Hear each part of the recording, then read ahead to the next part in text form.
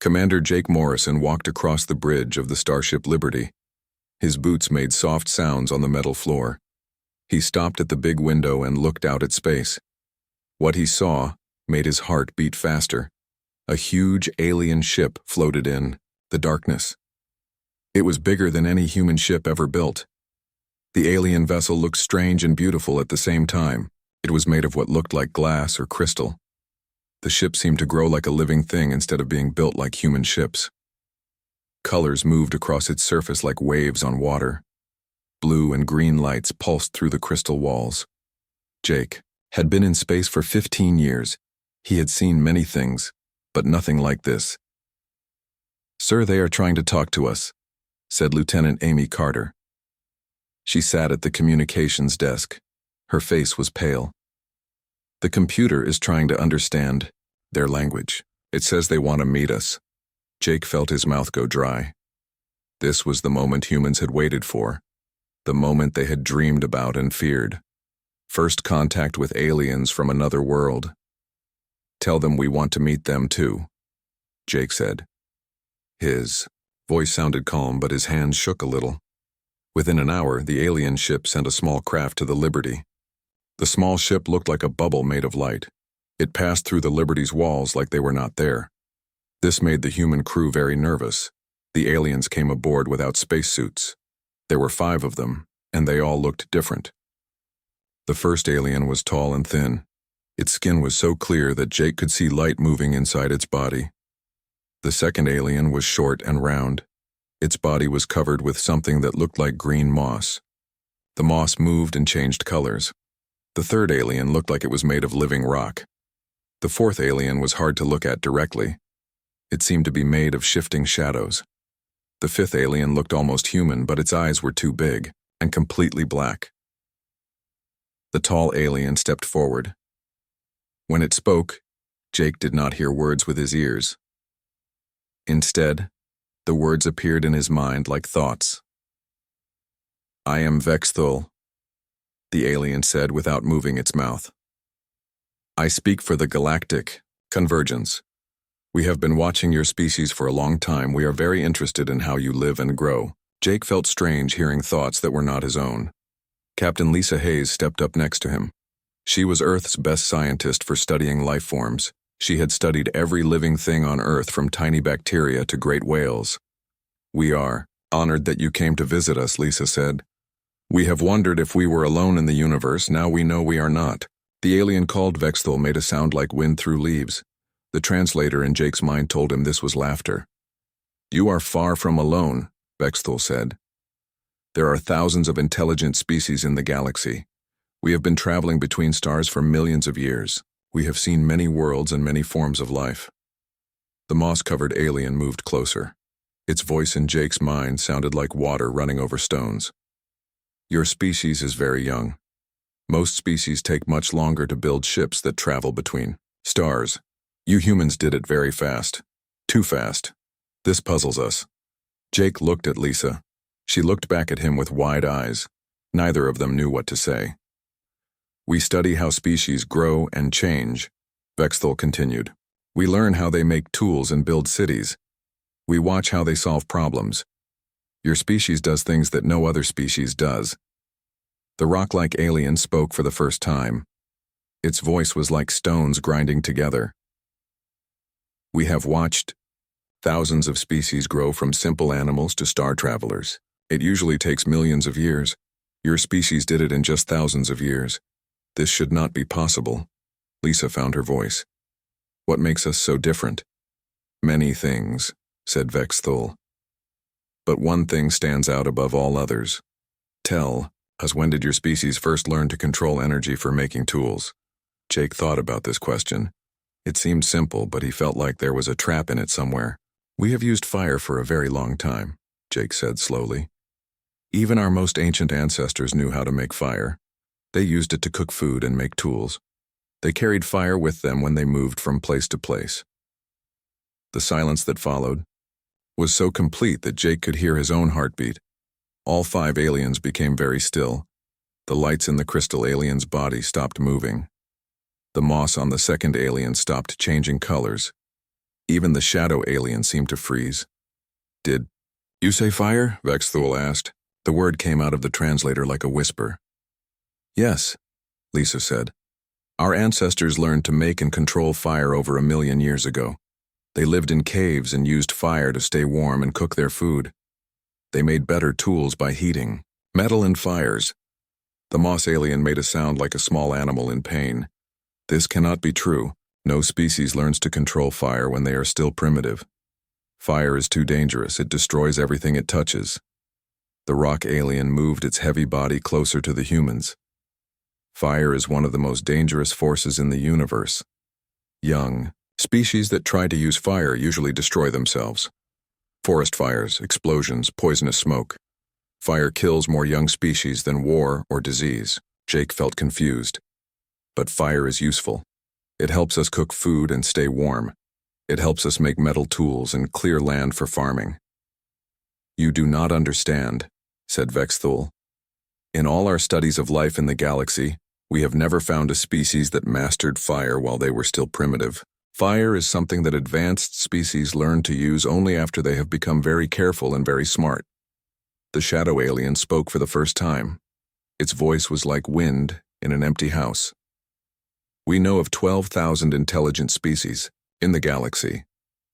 Of these, fewer than 100 have ever learned to control fire. All of them learned to use fire only after they had built great cities and advanced machines. Lisa felt her legs go weak. Are you saying that humans are the only species that learned to use fire early in their development? Yes, said all 5 aliens at the same time. The word echoed in Jake's mind. This explains everything, Vexthul continued. Your rapid growth, your aggressive expansion into space, your unusual ways of solving problems. You are the only species that learned to dance with destruction while you were still young. The crystal alien's body began to pulse with new colors. Jake realized the alien was excited or worried or both. Most species learn to avoid dangerous things, Vexthul explained. They find safe ways to get energy. They use the heat from deep, underground, or the power of living things, or the energy in crystals. Fire is unpredictable. Fire can turn on you and destroy everything you have built. Jake thought about his own ancestors. He imagined them sitting around fires in dark caves. They had to feed the fire to keep it burning. They had to watch it carefully so it did not spread and burn down their homes.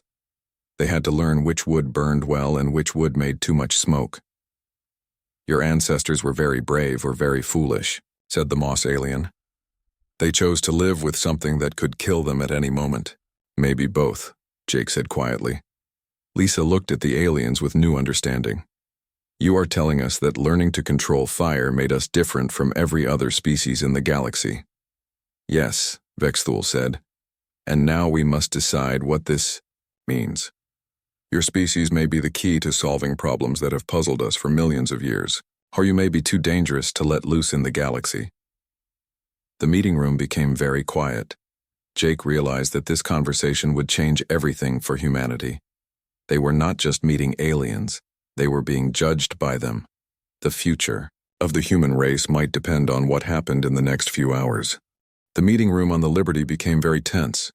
Jake Morrison could feel sweat on his forehead even though the room was cool. The 5 aliens stood in a circle around the humans. Their strange bodies cast odd shadows on the walls. We need to call Dr. Kevin Brooks, Lisa Hayes said quietly to Jake. He knows more about early humans than anyone else on Earth. Jake nodded and spoke into his communicator. Get me Dr. Brooks on the quantum link, priority 1. Within minutes, Dr. Brooks appeared on the big screen in the meeting room. He was an old man with white hair and kind eyes. He had spent his whole life studying how early humans lived. Dr. Brooks, Jake said, we need you to explain to our alien visitors how early humans used fire. Dr. Brooks looked at the screen showing the 5 aliens. His eyes went wide, but he quickly recovered. Of course, Commander. Where should I start? Vexthul stepped closer to the screen. Tell us about the first humans who controlled fire. How did they do it without destroying themselves? Dr. Brooks smiled. Well, it was not easy. Our ancestors made many mistakes. Some tribes did burn down their homes.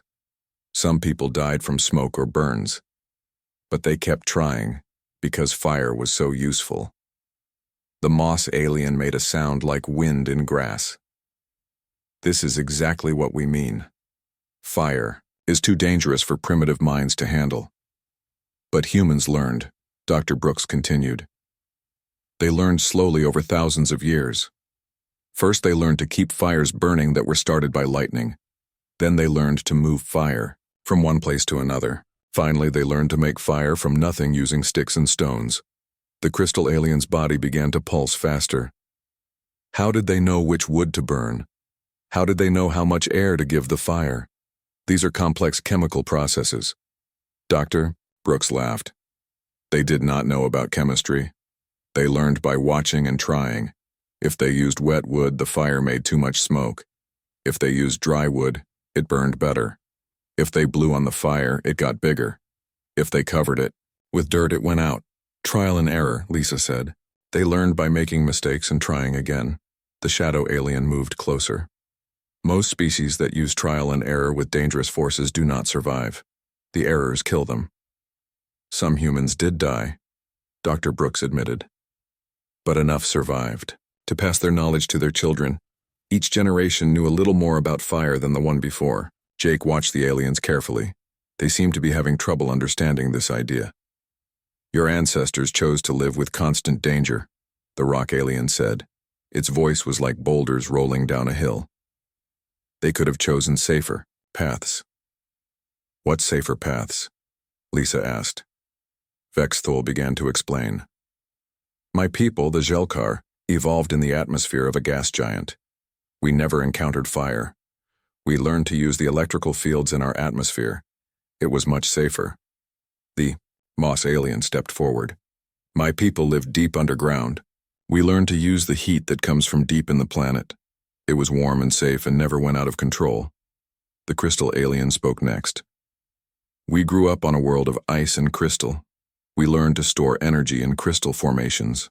The crystals held power for thousands of years without any danger. The rock alien rumbled. My people used the movement of tectonic plates. We built our machines to use the slow, steady power of moving stone. The shadow alien was last to speak. We are beings of pure energy. We never needed external power sources. We simply exist. Dr. Brooks listened to all of this with great interest. These are all very smart solutions, he said, but they are also very slow solutions. How long did it take your species to develop these energy sources? Several million years, Vexthul said proudly. We took our time and did it safely. Humans developed fire control in less than 100,000 years, Dr. Brooks said. And once they had fire, everything else came quickly. Cooking food made their brains grow larger. Metalworking gave them better tools. Fire helped them clear land for farming. Jake was beginning to understand. You are saying that fire was like a shortcut for human development. A very dangerous shortcut, the moss alien said. Most species that try such shortcuts destroy themselves. Lisa pulled up some data on her tablet. Dr. Brooks, can you tell our visitors about what fire meant to early human society? Dr. Brooks nodded. Fire was the center of human life. Families gathered around fires to eat and tell stories. Fire kept them safe from dangerous animals at night. Fire allowed them to live in cold places where they could not survive before. But it also changed how they thought, Dr. Brooks continued. Fire teaches you to pay attention. You must watch it constantly. You must make quick decisions. If the wind changes, you must act fast or the fire might spread. If the fire starts to die, you must add wood quickly, or it will go out. The crystal. Aliens' lights began to move in new patterns. You are describing a form of mental training. Exactly, Dr. Brooks said. Every human who lived with fire had to learn to think fast, plan ahead, and make quick decisions under pressure. This trained their brains in ways that other species never experienced. Jake felt pieces of a puzzle clicking together in his mind. So fire did not just give us technology. It changed how we think. Yes, Dr. Brooks said. Humans learned to be comfortable with controlled danger. We learned to use powerful forces that could hurt us if we made mistakes. This made us willing to take risks that other species avoid. Vexthul was quiet for a long moment. This explains many things about your species. Your rapid technological development, your willingness to explore dangerous places, your aggressive expansion into space. The moss alien made a sound like water bubbling. Most species spend millions of years learning to be safe before they try anything dangerous. Humans learn to be dangerous first and then learn to be safe. We learn to manage risk instead of avoiding it, Lisa said. The rock alien shifted, its heavy body. This is a completely different approach to civilization building. We have never seen anything like it. Dr. Brooks continued his explanation. Fire also taught humans to work together. One person cannot manage a fire alone while also hunting and gathering food. Humans had to cooperate. They had to trust each other with dangerous tasks. And fire taught them to plan for the future, Dr. Brooks added. They had to gather wood before they needed it. They had to prepare safe places for fires before the cold season came. They had to think about what might go wrong and prepare for problems. The shadow alien's form seemed to become more solid. Your species developed strategic thinking much earlier than any other species we know. Jake looked at the 5 aliens. How do other species usually develop strategic thinking?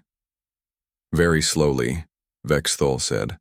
Most species develop it only after They build large cities and complex governments. It usually takes millions of years. Humans developed it around campfires and caves, Lisa said quietly. Dr. Brooks smiled on the screen. Every skill that makes humans good at space travel can be traced back to fire: quick decision-making, risk management, strategic planning, technological innovation, team cooperation. Fire taught us all of these things. The aliens looked at each other. Their body languages suggested they were communicating in ways humans could not see or hear. Finally, Vexthul spoke. Dr. Brooks, in your opinion, how many humans died learning to control fire? Dr. Brooks thought for a moment. Probably thousands over many generations, maybe tens of thousands. It was dangerous knowledge to acquire. And yet your species continued to pursue it. Yes, because the benefits were worth the risks. The crystal alien pulsed brightly. This is the difference. Other species calculate risks and avoid them. Humans calculated risks and accepted them. Jake felt a chill run down his spine. What does this mean for us now? Vexthul turned to face him directly. It means your species may be capable of things that no other species in the galaxy can do. Things that we have been unable to accomplish, despite millions of years of trying. It also means, added the moss alien, that you may be too dangerous to allow into the galactic community. The room fell silent again. Jake realized that this conversation was not just about history, it was about humanity's future among the stars. News of the alien contact spread across Earth like wildfire. Within hours, every major government and scientific institution knew about the meeting on the Liberty. Emergency meetings were called in every capital city. Scientists dropped their current work and focused on understanding what the aliens had told them. Dr. Rachel Grant was one of the first scientists to grasp the full meaning of the alien revelations. She worked at the Global Evolution Institute in Geneva. She had spent 20 years studying how humans evolved differently from other animals on Earth. Now she had to understand how humans evolved differently from other intelligent species in the galaxy. Rachel sat in her laboratory surrounded by computer screens and data charts. She had been awake for 36 hours straight, analyzing every piece of information the aliens had shared. Her assistant, Dr. Tom Wilson, brought her another cup of coffee. Rachel, you need to get some sleep, Tom said. You have been working non-stop since the aliens made contact. I cannot sleep, Rachel said without looking up from her computer. Do you understand what they told us? We are not just unusual. We are impossible. Tom sat down next to her. What do you mean? Rachel pointed to a chart on her screen. Look at this data the aliens gave us. They have records of 12,000 intelligent species. 12,000, Tom, and every single one of them follows the same basic pattern of development. The chart showed a timeline that stretched across millions of years. It showed how most species developed very slowly and carefully. First, they learned to use simple tools. Then they learned to build shelters. Then they learned to grow food. Each step took hundreds of thousands of years. Most species take between 3 and 5 million years to go from simple tools to space travel, Rachel explained. The fastest species on record took 800,000 years. The slowest took over 10 million years. Tom looked at the human timeline on the chart. It was so short compared to the others that it looked like a tiny dot. How long did humans take? 50,000 years, Rachel said quietly. From the first sophisticated tools to landing on the moon. 50,000 years. Tom stared at the screen. That is impossible. That is what the aliens think too.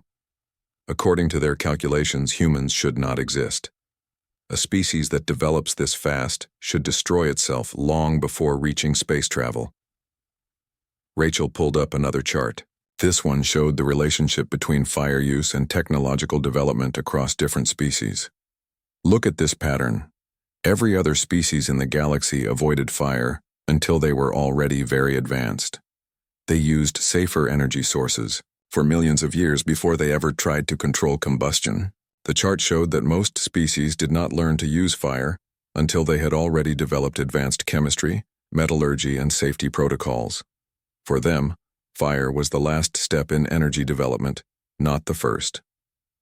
We did it backwards, Rachel said. We learned to use the most dangerous energy source first when we were still living in caves. Then we built everything else on top of that foundation. Tom walked over to the window and looked out at the city below. Cars moved along streets lit by electric lights. Airplanes flew overhead, leaving white trails in the sky. All of this came from fire. All of it, Rachel confirmed. Every human technology can be traced back to our early mastery of combustion. Internal combustion engines, jet engines, rocket engines, power plants, even nuclear reactors. They are all ways of controlling the release of energy, just like our ancestors did with wood fires in caves. Meanwhile, in a secure conference room in Washington, Commander Jake Morrison was briefing world leaders via secure video link. Presidents, prime ministers, and generals from every major nation listened as he described the alien meeting. The aliens are not just impressed by our technology, Jake explained. They are frightened by how we think. They say we approach problems in ways that no other species does. The President of the United States leaned forward on the screen. What exactly frightens them? Jake looked at his notes from the meeting. They say we have an unusual tolerance for risk. Most species will spend thousands of years studying a problem before they try to solve it. Humans try solutions immediately, even if those solutions might be dangerous. The Prime Minister of Britain spoke up. Is that good or bad for us? We do not know yet, Jake admitted. The aliens are having debates among themselves about what to do with us. Some think we could help solve problems they have been working on for millions of years. Others think we are too dangerous to be allowed into the galactic community. Back in her laboratory, Rachel had made another disturbing discovery. She called Tom over to look at her computer screen. I have been analyzing the technological development, patterns of the most advanced species in the galaxy, she said. Look at this. The screen showed the progress curves of the oldest and most advanced alien civilizations.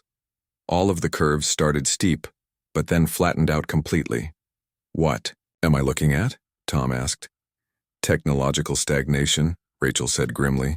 Every advanced species in the galaxy stopped making progress millions of years ago. They reached a certain level of development and then just stopped.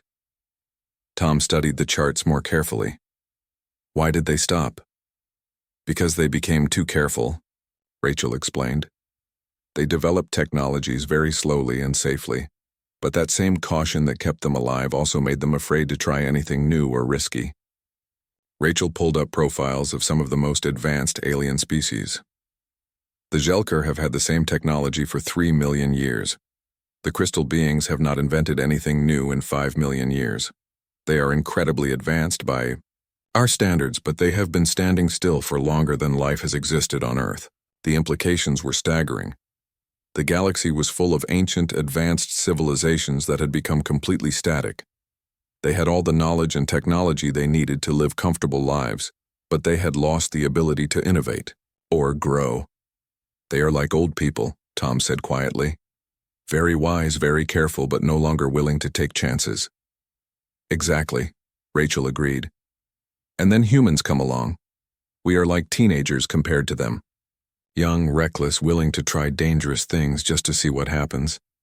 Rachel's computer chimed with an incoming message. It was from Dr. Susan Parker, who worked at the Advanced Technology Institute in California. Susan had been analyzing the technical specifications the aliens had shared about their own technologies. Rachel, you need to see this, Susan's message said. I have been studying alien technology. They are incredibly advanced, but in a very narrow way. They perfected safe, stable technologies millions of years ago and then stopped experimenting. Rachel opened a video call with Susan. What did you find? Susan looked excited but also worried. Their energy systems are amazing, but they are all based on principles that avoid rapid energy release. No combustion, no fusion, no fission. Everything is slow and controlled. What about their weapons? Rachel asked. That is the interesting part, Susan said. They barely have any weapons. When I asked about their military technology, they seemed confused by the question. Most species in the galaxy are so peaceful and risk-averse that they never developed effective weapons. Rachel felt a chill run down her spine. What about threats? Pirates, hostile species, natural disasters. They deal with threats by avoiding them or running away from them, Susan explained. If a star goes supernova, they evacuate the entire sector and wait for it to be safe again. If they encounter hostile life forms, they change course and go around them. Tom had been listening to the conversation. What happens when you cannot run away or avoid a threat? Susan was quiet for a moment. Based on what I have learned, I think they just accept defeat. They are not equipped mentally or technologically to fight back against serious threats. Rachel stared at her computer screen. The pieces of the puzzle were coming together, and the picture they formed was both exciting and terrifying. I think I understand now, she said slowly. The aliens need us.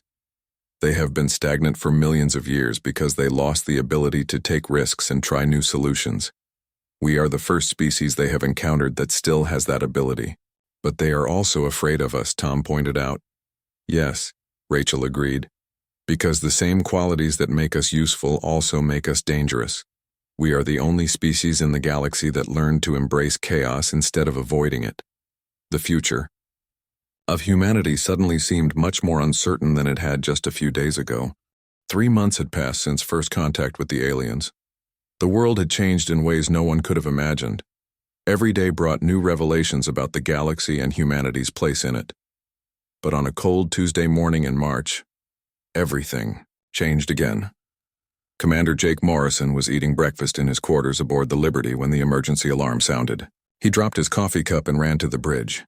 The alien ship was still floating nearby, but now it was sending urgent signals. Sir, Coordinator Vexthul is requesting an immediate meeting, reported Lieutenant Amy Carter.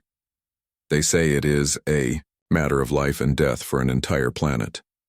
Within an hour, the same 5 aliens were back aboard the Liberty, but this time they looked different. The crystal aliens' lights were flashing rapidly in distressed patterns. The moss aliens' covering had turned from green to dark brown. Even the shadow alien seemed more solid, as if fear had given it weight. We need your help, Vexthul said without any greeting. The words appeared in Jake's mind with unusual force. We face a problem that we cannot solve. Millions of lives are at stake. Captain Lisa Hayes stepped forward. What kind of problem? Vexthul gestured, and a holographic image appeared in the air above them. It showed a beautiful blue and green planet with 3 small moons. This is Kepler 442b. It is home to the Mirthani, a peaceful species that lives in the planet's vast oceans. They are gentle beings who have never harmed anyone. The image zoomed out to show the solar system. A massive dark object was moving toward the planet. An asteroid, Lisa said quietly. Not just any asteroid, the moss alien said with a voice like rustling leaves. This asteroid is larger than the one that killed your dinosaurs. It is made of ultra-dense materials from the core of a dead star. When it hits Kepler 442b, it will not just kill the Myrthani, it will boil away the planet's oceans and atmosphere. Jake studied the holographic display. How long do we have? 73 days, Vexthal replied. We have been working on this problem for 73 years. Every solution we have tried has failed. The rock alien spoke with a voice like grinding stone. We tried using gravitational manipulators to change the asteroid's path. The asteroid is too massive and moving too fast. Our devices cannot affect it. The crystal alien's lights pulsed weakly. We attempted to use matter converters to break the asteroid apart. The ultra-dense materials resist our conversion beams. We can only remove tiny pieces at a time. The shadow alien seemed to flicker. We considered biological solutions, engineering organisms that could consume the asteroid, but such organisms would take thousands of years to grow large enough to be effective. Jake felt his heart sink. If beings with millions of years of advanced technology could not solve this problem, what could humans do? Why are you telling us this? Lisa asked. Vexthal looked directly at her. Because your species approaches problems differently than any other species in the galaxy. We have exhausted all safe conventional solutions. Perhaps your unusual methods might find an answer we have missed. Dr. Gary Chen was called to the EI meeting via quantum communication. He was Earth's leading expert on nuclear physics and had worked on fusion reactor designs for 30 years. When he saw the asteroid data, his face went pale. This thing is huge, Gary said, studying the measurements. And you say it is made of ultra-dense matter? Yes, Vexthal confirmed. The materials are compressed to nearly neutron star density. They are incredibly resistant to most forms of energy. Gary was quiet for several minutes, running calculations on his tablet. Finally, he looked up. Have you considered nuclear charges? The aliens fell completely silent. The crystal aliens' light stopped moving entirely. Nuclear charges? The Moss alien whispered. You mean weaponized fusion reactions? We call them fusion bombs, Gary explained. We detonate hydrogen in a controlled nuclear reaction. It releases enormous amounts of energy very quickly. BT, shadow alien became almost invisible. You have weaponized stellar fusion? The process that powers stars? Jake felt a chill. He realized that the aliens were not just surprised, they were terrified. We have been using fusion reactions for over a century, Gary continued. We use them for power generation and other purposes. If we could place enough fusion charges at the right points on the asteroid, we might be able to break it apart. Vexthal's translator seemed to struggle with the concept. You want to use Starfire as a tool? It is just controlled energy release, Lisa said. Like our ancestors did with wood fires, but bigger. The rock alien made a sound like an avalanche. This is exactly what we feared about your species. You treat the most dangerous forces in the universe like simple tools. But Vexthal raised a hand for silence. Can this method work? Gary pulled up some rough calculations. Maybe. We would need to place shaped charges at specific stress points. On the asteroid, the explosions would have to be perfectly timed to fragment the asteroid and scatter the pieces safely away from the planet. How many charges would you need? The crystal alien asked. Several hundred, Gary admitted. Each one more powerful than any weapon we have ever built. The aliens looked at each other in what Jake now recognized as their way of communicating silently. We will provide you with advanced materials and propulsion systems, Vexthal finally said. But you must understand, no species in the galaxy has ever attempted to use fusion reactions on this scale as a constructive tool, rather than a weapon of destruction. Our ancestors used fire as both a tool and a weapon, Jake pointed out. The same flame that cooked their food could burn down their homes. They learned to control it anyway. Over the next 3 weeks, human engineers worked around the clock with alien scientists. The aliens provided materials that were stronger and lighter than anything humans had ever seen. They shared propulsion technology that could move massive objects across space quickly and precisely. But the humans provided something the galaxy had never seen before, weapons designed to create rather than destroy. Lieutenant Colonel Pete Davis was chosen to lead the mission. He was a former military engineer who had worked on nuclear systems for 15 years. He understood both the power and the danger of what they were attempting. "Sir," said Sergeant Maria Lopez as they prepared the mission fleet, "the alien observers are maintaining a distance of 3 light minutes from the target zone. They have never seen controlled fusion used on this scale before." Pete looked at the asteroid through the main view screen of his command ship. It was a dark, silent mountain of death racing toward an innocent world. "Neither have we, Sergeant. Neither have we." The mission fleet consisted of 12 human ships, each carrying dozens of fusion charges. The charges had been designed to work together, each explosion triggering stress fractures that the next explosion would exploit. "All ships report ready," Maria announced. Pete took a deep breath. He thought about his ancestors sitting around, fires in caves learning to control forces that could kill them. Those early humans had been brave enough to play with fire when they barely understood what fire was. Now their descendants were about to play with the fire that powered stars. "Begin the operation," Pete ordered. The first charges detonated in perfect sequence. Brilliant white light flashed across the asteroid's surface. For a moment, nothing seemed to happen. Then, slowly, cracks began to appear in the ultra-dense rock. More charges fired. The cracks spread and deepened. The massive asteroid began to come apart, its pieces flying away from each other at safe angles. On Kepler 442b, the Murthani would never know how close they had come to extinction. But across the galaxy, ancient civilizations watched in amazement as the youngest species they had ever encountered accomplished something that had been thought impossible. Humans had just used stellar fire to save a world. The asteroid fragments sparkled like diamonds as they scattered harmlessly into space. Lieutenant Colonel Pete Davis watched the last pieces drift away from Kepler 442b through his ship's view screen. The blue and green planet below continued its peaceful rotation, completely unaware of how close it had come to total destruction. "All charges successfully detonated," reported Sergeant Maria Lopez. "Asteroid completely fragmented. No pieces larger than 10 meters remain on collision course with the planet." Pete felt his shoulders relax for the first time in weeks. "Send word to the Galactic Convergence, mission accomplished."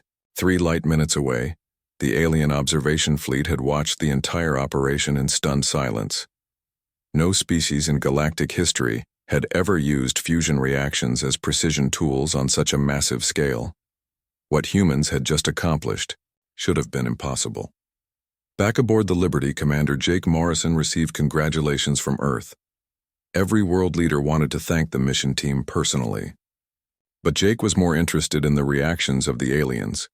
Coordinator Vexathul and the other alien representatives had not spoken for over an hour. They stood in the meeting room like statues, their various forms completely motionless. Finally, the crystal alien's lights began to pulse again. "We must reconsider everything," Vexathul said. The words in Jake's mind carried a weight of amazement and fear. "For millions of years, we believed that certain problems were simply unsolvable. We accepted that some challenges were beyond the reach of any intelligence." Captain Lisa Hayes stepped forward. "The asteroid problem was not unsolvable. It just required a different approach." The Moss alien's covering shifted from brown back to green. "Your approach was to use the most dangerous force in the universe as a construction tool. This should not be possible. Fire taught us that dangerous forces can be useful if you learn to control them properly," Jake explained. "Our ancestors learned this lesson with small fires in caves. We just applied the same lesson to bigger fires in space." The shadow alien became more solid as it spoke. "In 73 years of effort, our greatest minds could not solve this problem. Your species solved it in 3 weeks." Dr. Rachel Grant had flown up from Earth to join the discussions. She had spent months studying the differences between human and alien thinking patterns. "The key difference is not intelligence," she explained. "It is approach. You try to solve problems safely. We try to solve problems effectively." The rock alien made a sound like shifting mountains. "Your approach is reckless. You could have caused a chain reaction that destroyed the entire solar system." "We calculated the risks," Dr. Gary Chen replied via quantum link from Earth. We ran thousands of simulations. The probability of system-wide destruction was less than 1%. 1% is still too high, the crystal alien protested. No rational species would accept such odds. Jake smiled. That is exactly the point. Most species are too rational to take necessary risks. Humans learned long ago that sometimes you have to risk everything to save anything. Vexthal moved closer to the humans. This success creates a new problem for us. The galactic convergence has faced challenges for millions of years that we considered impossible to solve. If your methods can solve the unsolvable, then we must ask for your help with other problems. Over the next several hours, the aliens described challenges that had puzzled galactic civilization for eons.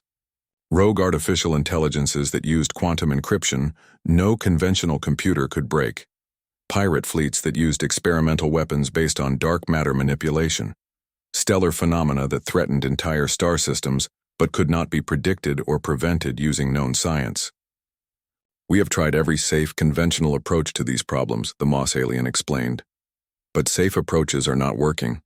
The threats are growing stronger while our solutions remain the same. Lisa realized the magnitude of what the aliens were asking. You want humans to become the galaxy's problem solvers. More than that, Vexthal said. We want humans to teach other species how to think like humans, how to take calculated risks and use dangerous tools safely. The shadow, alien flickered with what seemed like excitement.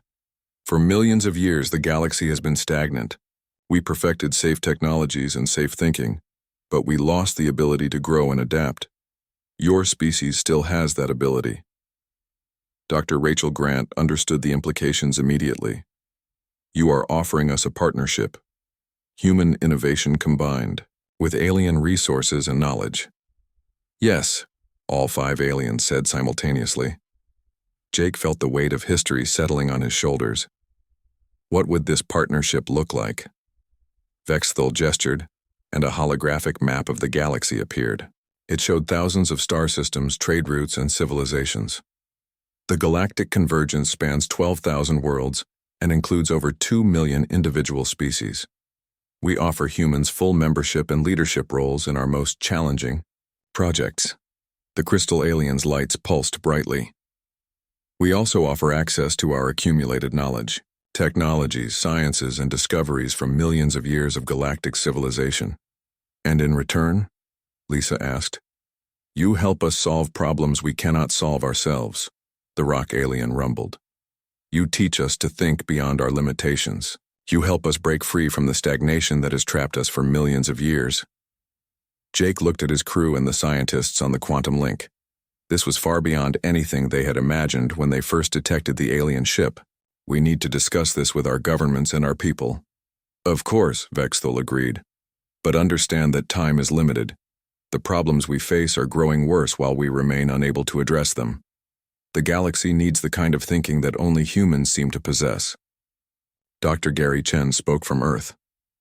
What guarantees do we have that this partnership would be equal? Humans are very young compared to your civilizations. The Moss alien made a sound like wind through grass.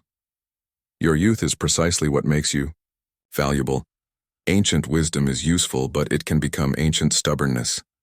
Fresh thinking is more precious than all our accumulated knowledge. The meeting continued for several more hours as details were discussed. The aliens offered to establish permanent diplomatic missions on Earth. They proposed joint research projects and cultural exchanges. They suggested that human advisors could be assigned to work with alien governments on their most difficult challenges. But the most surprising offer came at the end of the meeting. We also wish to learn from your earliest ancestors, Vexthal said. We want to study how primitive humans learned to control fire. Perhaps by understanding your origins, we can learn to recapture some of the innovative thinking we lost millions of years ago. Jake felt a strange pride thinking about his cave-dwelling ancestors, those early humans who had decided to pick up burning sticks instead of running away from them had changed the course of galactic history without ever knowing it. There is one thing I want to make clear, Jake said to the assembled aliens. Humans did not master fire because we were braver or smarter than other species. We mastered it because we had to. Earth is a dangerous world. Fire was both a threat and a tool that could mean the difference between life and death. He paused and looked out at the stars visible through the meeting room window. Every human achievement can be traced back to that first cave dweller who decided to carry fire instead of flee from it. We learned to embrace what others feared, and that made all the difference. The ancient civilizations of the galaxy had finally found what they had been missing for millions of years. They had found a species young enough to remember how to take risks, bold enough to harness chaos, and experienced enough to do it safely. As the meeting ended and preparations began for humanity's entry into galactic civilization, Jake realized that the descendants of fire-wielding cave dwellers had just become the galaxy's best hope for breaking free from millions of years of stagnation. The future had never looked brighter, and it was all because humans had learned to play with fire.